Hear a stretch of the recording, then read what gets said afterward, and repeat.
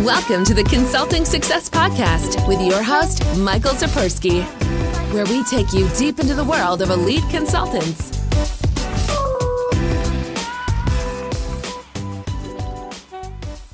Hey, it's Michael Sapersky, and today I'm very excited to have David Baker joining us. David, welcome. Thank you, Michael. It's great to be here, especially on a podcast that's like top 10, I hear, which I feel very honored to be on the podcast. Thank you for having me. Yeah, we're really excited to have you here. So, David, you work with marketing firms and advertising agencies. Tell us a bit more about what you actually do.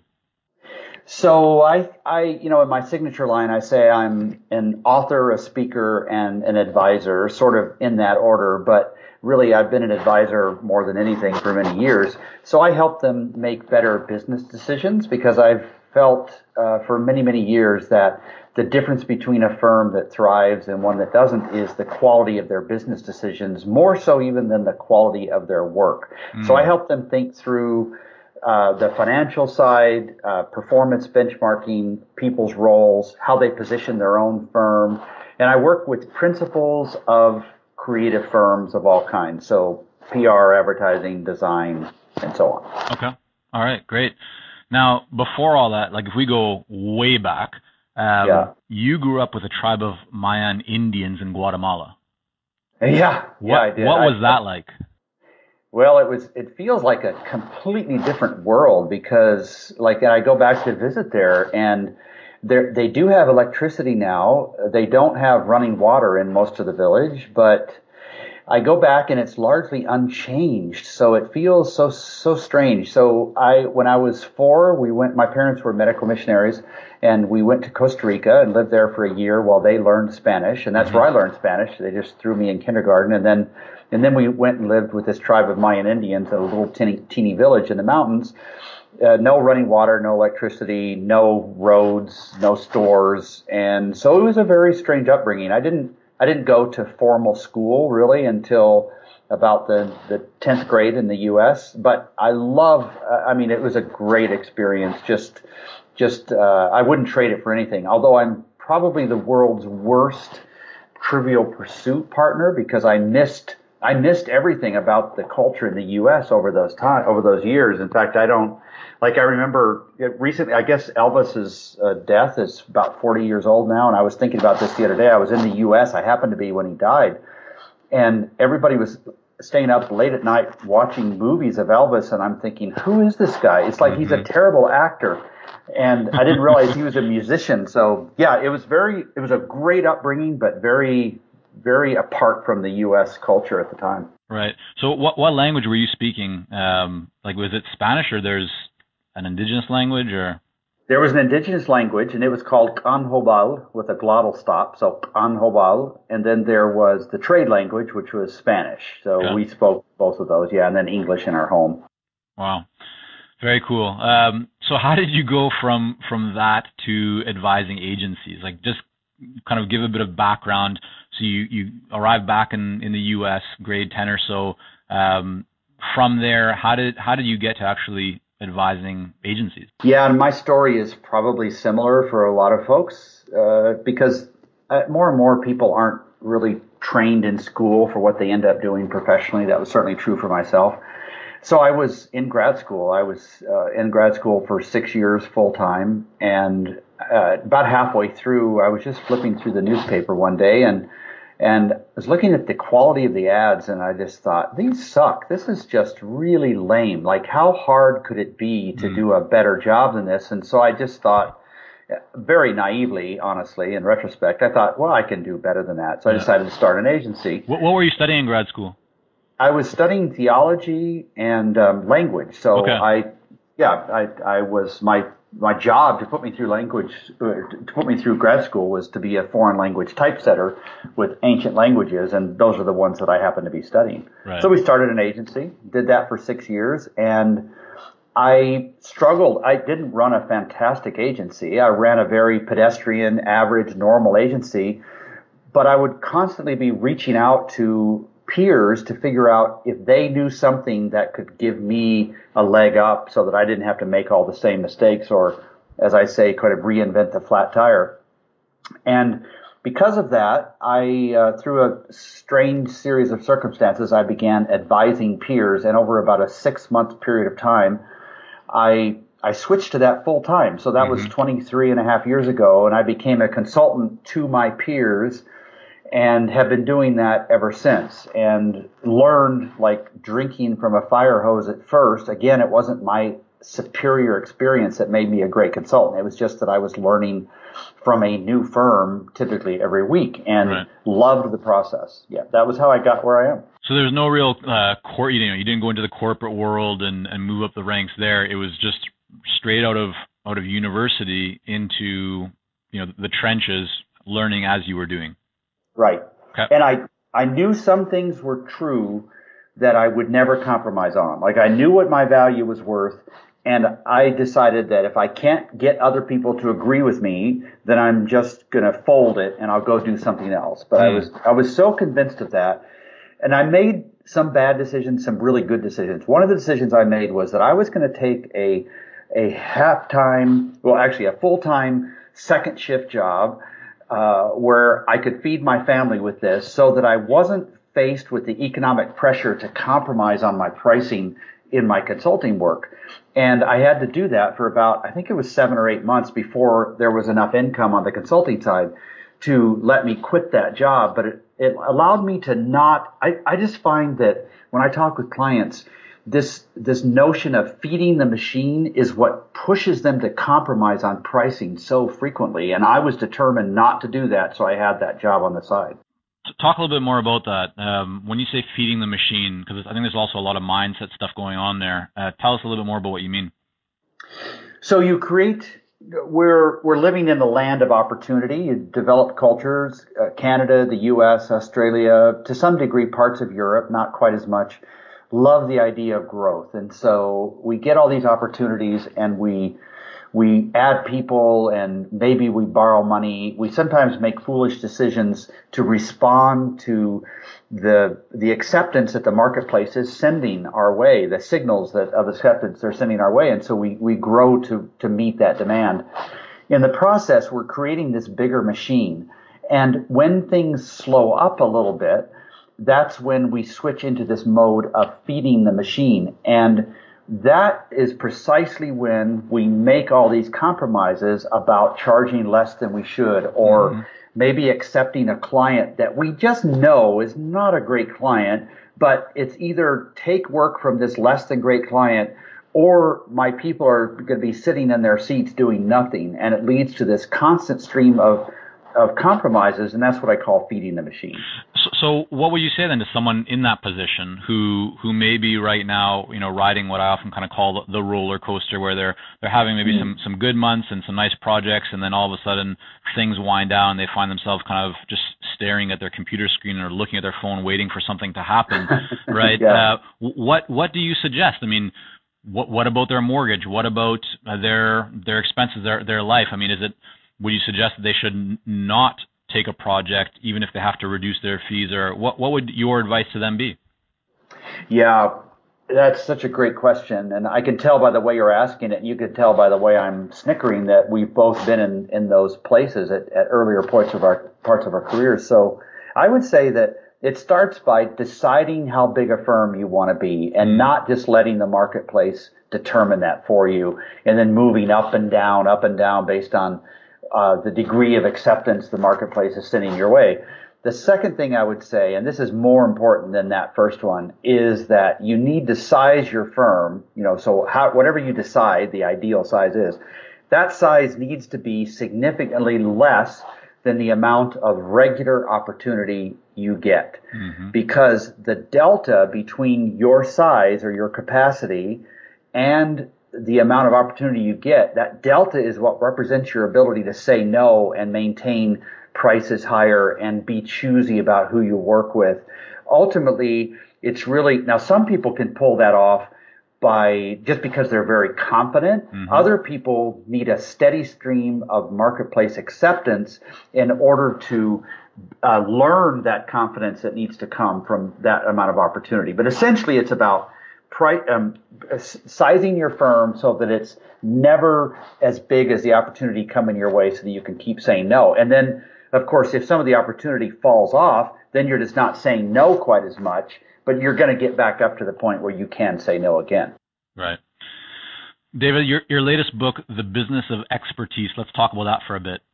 Sure. One of the points that you make is that too many people in business treat it like a hobby, right? Don't make the tough decisions. Tell us more about that.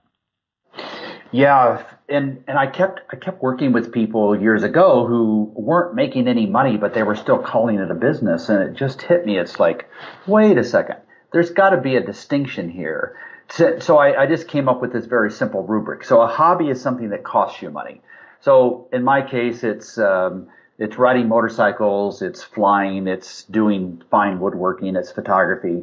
That costs me money, and I buy something and it's like I kind of cringe a little bit. Okay, a job is something that exchanges a known amount of money for a known amount of effort. That's a job. An entrepreneurial enterprise does more than that, and it yields profit consistently. And I hear people come up with all these excuses about why their business isn't making money. Some of them are actually valid. Like if you are newer in the business, that's valid. Or if there's a certain downturn and you decide to live with not making much money for a short period of time, that's valid. But when people talk about having cash flow issues regularly, that means they're not making money. There is no such thing as cash flow except on rare occasions. If you're regularly having cash flow issues, you are, my friend, regularly having profit issues. And I don't think this is a success or failure issue. Some people are cut out for running a business and some people are not. And if you're not cut out for being an entrepreneur, then quit doing it. This nonsense that you just follow your heart and success will come is bullshit. It's not true. A lot of people are following their heart and success never will come. It's really a mix of having entrepreneurial expertise, entrepreneurial courage, having something to sell, knowing how to sell it. The same kind of thing that people are learning when they're listening to your podcast or when you're consulting with them as clients. I'm sure you must come across people every once in a while who you think, oh my goodness, these are great people and they're very smart, but they shouldn't be entrepreneurs. They shouldn't be business owners. Mm-hmm. I mean, you in fact reference a study in your book that you conducted where I believe you found the most successful kind of entrepreneurs and experts are risk takers, right? Right. Which means that they're often wrong, but they're right. Often enough of the time. Yeah, like about the right things. So, I mean, what does that tell us? Because I think that, and maybe you could just share an example, either just from the work that you've done or even in your own business in the early days. Like, there's a lot of mindset that goes on with consultants and experts where they're afraid to make decisions. They often consider, what I've found, they look at all the negatives before kind of acknowledging the positives. And they spend so much time looking at the potential negatives that actually holds them back from taking any action. And so even though they might make some mistakes and they may only yield a certain percentage of a total result, they end up not yielding anything because they haven't taken any action. I mean, how does that play into, and just kind of what's your experience around that? Yeah, the way you've asked that is exactly right. And so I can tell then by reading between the lines, you've run into this same issue with clients, and your job at that point is to help them sort of save themselves from themselves. I agree completely that, so there's one approach we could take, and that's to not ever make any mistakes. And the only safe way to never make any mistakes is to never make any decisions. And like you just said, you're going to end up sort of on the sidelines at that point. Mm-hmm. And then if you have employees, it gets even more complicated because you're not sure, should you hire this person? Should you dismiss this person? Should you make this person a partner? And then what about positioning the firm?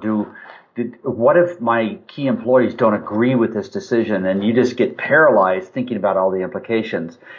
I feel like employees will forgive you for making bad decisions, but they will not forgive you for not making decisions. And so I really was surprised at this research I did. I was expecting to find far more common personality traits in the successful folks that I had studied. There was 1,340 in there, and I kept thinking there's got to be like how they make decisions or how they process information or their worldview. There was no pattern at all except the fact that they make decisions, they take risks.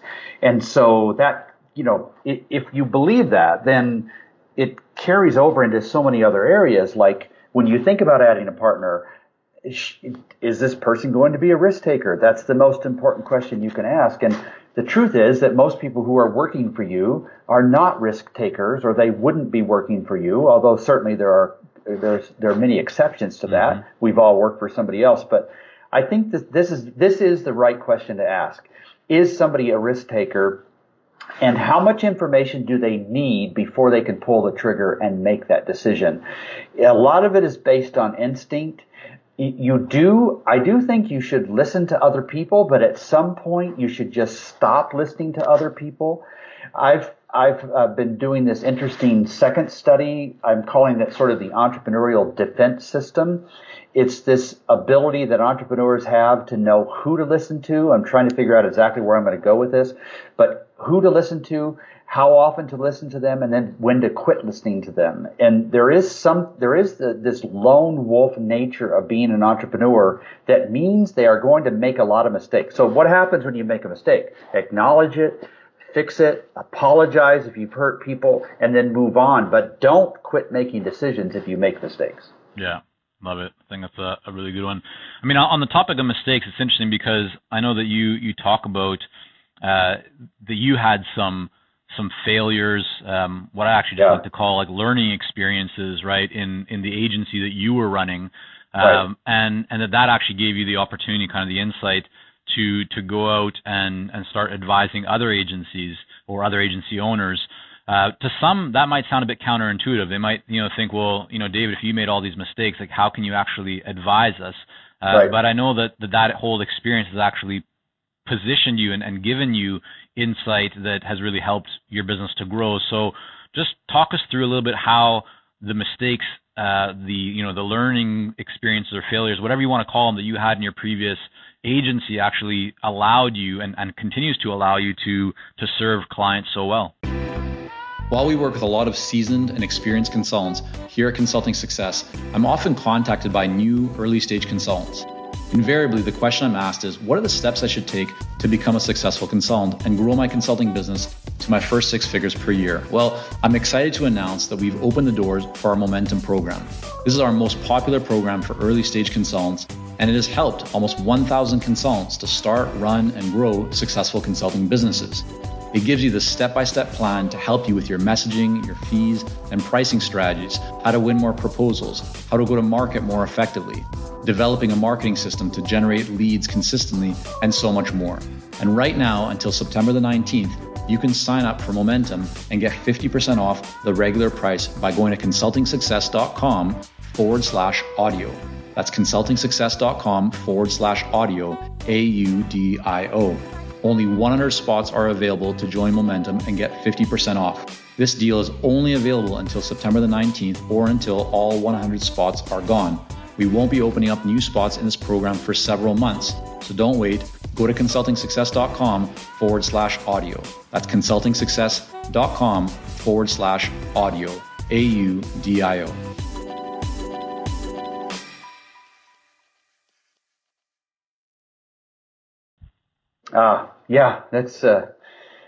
I feel like I need to lay down on the couch here and talk to Michael, the counselor, because it's self-reflection. I don't know if it's just the way my mind works or everybody's the same way, but I honestly don't remember the many great decisions I made. I'm sure I made them. But I sure do remember the bad decisions I made, and those are the ones that I find have just it's almost like a tattoo. Here's an example. So we had as an agency, we had a client concentration problem. That means that we had a client that represented too much of our business. And of course we knew it, but it felt very secure, and they were ready to ramp up with us, and we had everything in writing. We went ahead and bought the requisite equipment and hired the people. and then we discovered some embezzling was taking place on the client side, I turned my client contact in, thinking that this will endear me to the client and it'll be even better. But actually, it they appreciated it obviously, but it actually brought the whole project to a halt and just about took our business out. That was one massive mistake I made. Another massive mistake I made was I borrowed money for the wrong reasons. I borrowed money for operational things, and instead of asking myself when we needed to expand why I didn't have the money to expand, I said, oh, we have to expand. I don't have the money. Where do I get the money? Instead of asking the right question, I borrowed the money, which enabled me to mask the real issues that were happening at the firm. That was another mistake. Another big mistake I made was, and it prompted my fourth book, the one on managing people, was that at best, I was an average people manager, maybe not even quite average. I was a good person to them, but I struggled a lot with my own insecurities and so on. And that really showed up to the point where some of my employees were exhorting me about how to be a better manager. And it was painful to hear that, but I was very grateful for their honest feedback. So I think about those mistakes I made, and I think about the impact they've had on my consulting career. And you definitely don't want to listen to me because I made all the right decisions. Now, I would say that in recourses, I've made largely correct decisions, but that's because I made so many bad ones earlier. This consulting business, which is just me, is very, very profitable. It's well known around the world. I love it. We've been able to help a lot of people. I think it's a really successful business, but part of that is accidental. Part of it is just learning from the mistakes I made in the previous business. So let's talk about that. I mean, from what I know, David, you've achieved a nice level of, financial, freedom, lifestyle success in your business. You've done that as an independent, solo consultant. How have you approached scaling your business? How have you been able to make the impact that you've made and also, the money that you've made as just an individual? Mm-hmm. Yeah. So the first decision for me was that even though the marketplace wanted me to be bigger, in other words, there was enough opportunity to justify hiring people, I've resisted that for 20 plus years because I want the freedom to take 12 to 13 weeks off a year, not at once, but in different periods of, smaller chunks of time. Mm-hmm. And I didn't want to have to worry about people. I also felt like my own personal management ability was still average at best.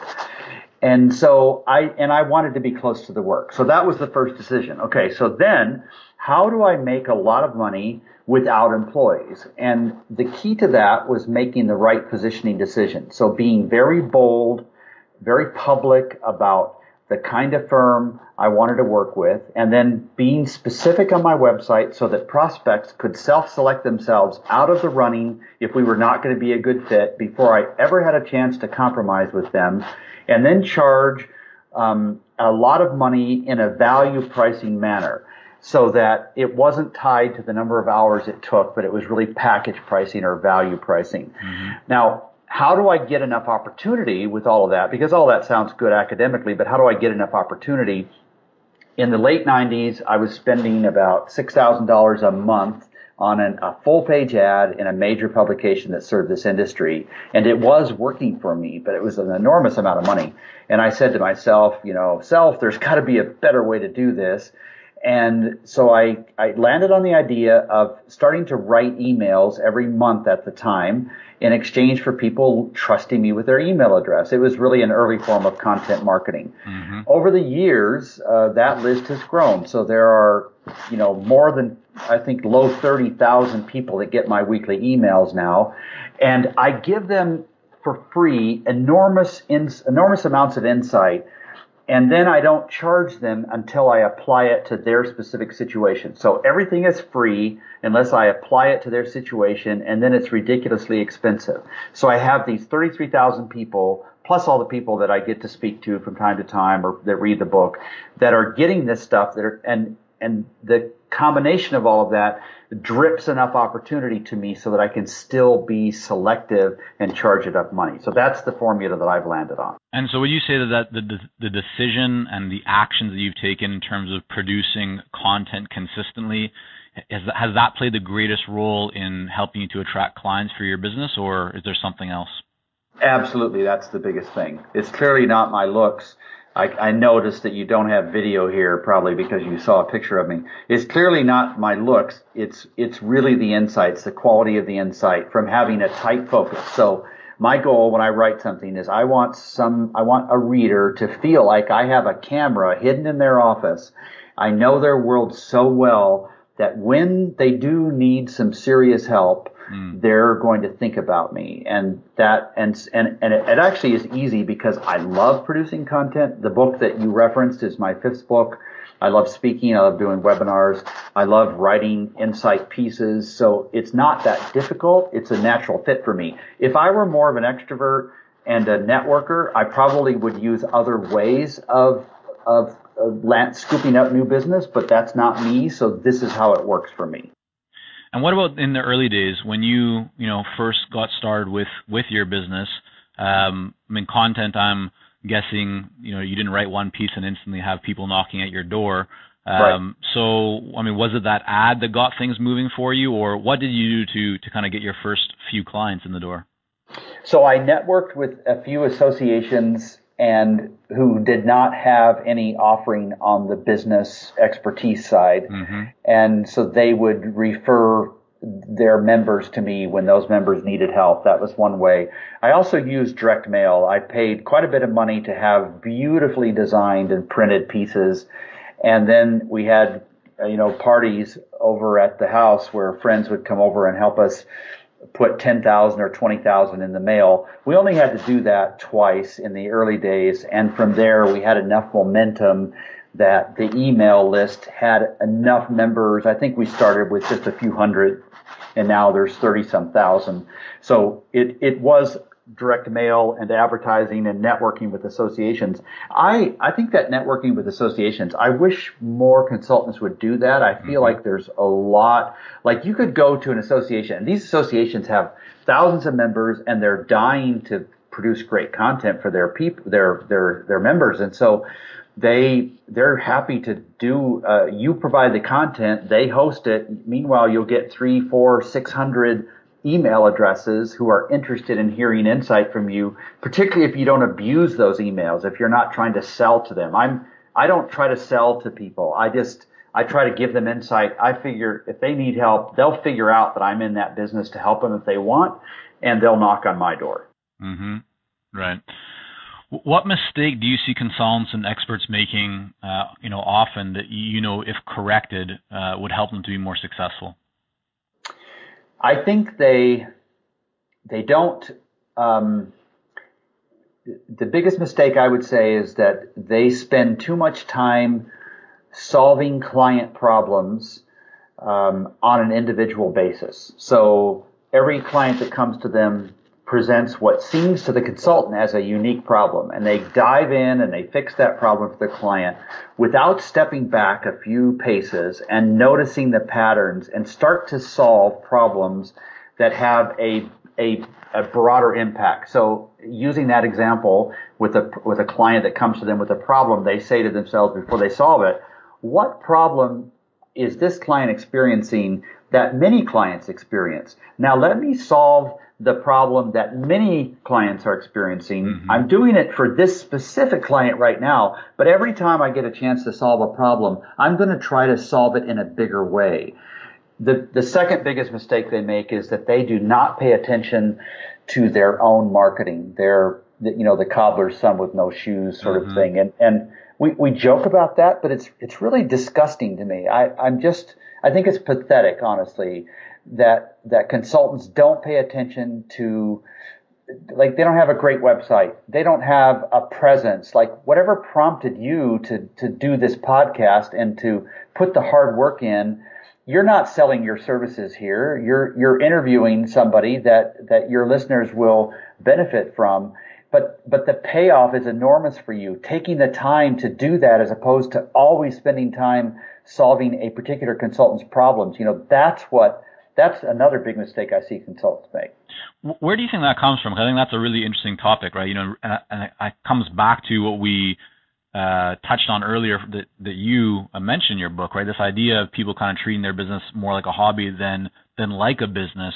I think there's a lot of people out there that have very good intentions, that want to be successful, that take steps towards the destination that they want to reach, but ultimately they're not committed. Like they're really not committed to putting in the work, to putting in the time, to making the investments that are necessary to achieve the level of success that they want. What's been your experience around that, and have you found a way for people to overcome that? Yeah, I wish we were in a bar right now over a beer and I could pick your mind on that as well, because I don't know for sure that I know the answer. It also feels like there might be many answers to it. One of them is that I don't think consultants frequently have sufficient confidence to do that. So you put them in front of a client one-on-one and they get lost in that, and they feel a certain level of competence, and they see that how the client is grateful and so on.